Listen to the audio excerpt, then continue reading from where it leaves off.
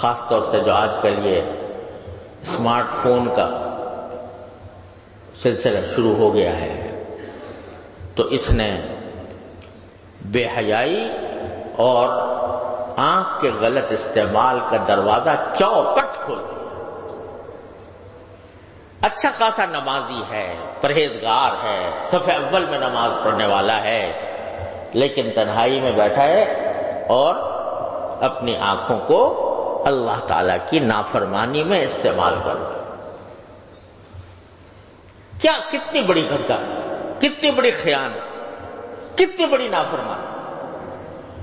تو اس لیے میں یہ عرض کرتا ہوں کہ جس شخص کو یہ بھروسہ نہ ہو کہ وہ اپنے آپ کو محفوظ رکھ سکے گا اس فتنے سے، اس کے لیے ایسا فون استعمال کرنا جائز نہیں، جس کو یہ بھروسہ نہ ہو۔ اگر بھروسہ ہے تو بعض اوقات اس سے اچھے کام بھی لیے جا سکتے ہیں،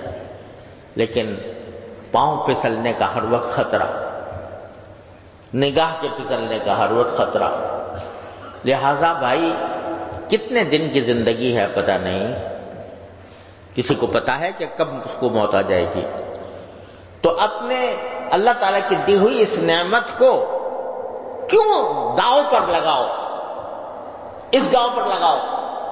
کہ اس کا غلط استعمال ہو گیا تو وہاں پکڑ ہو جائے۔ اللہ تعالیٰ کی فاروق اعظم جیسا انسان جس کی تقوی و طہارت کی قسم دنیا کھاتی ہے، وہ جب یہ کہتا ہے کہ مجھے برابر سرابر چھوڑ جاؤں تو غنیمت ہے، تو ہم شما جو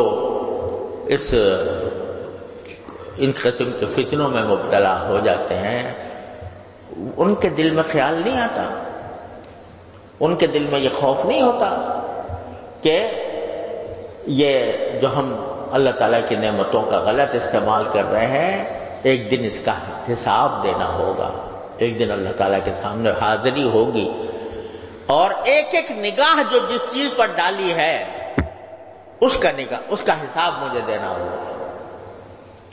تو اللہ تبارک و تعالیٰ اپنے فضل، اور بھائی دیکھو یہی وہ چیز ہے کہ جو انسان سے محنت، مشقت اور اپنے نفس پر زبردستی چاہتی ہے، زبردستی۔ بہت عرصے تک میں بیان کرتا رہا ہوں، یا ایھا الذین آمنوا اتقوا اللہ وجاہدوا فی سبیلہ، کہ تقوی کا راستہ یہ ہے کہ اللہ کے راستے میں محنت کرو۔ فرش التراب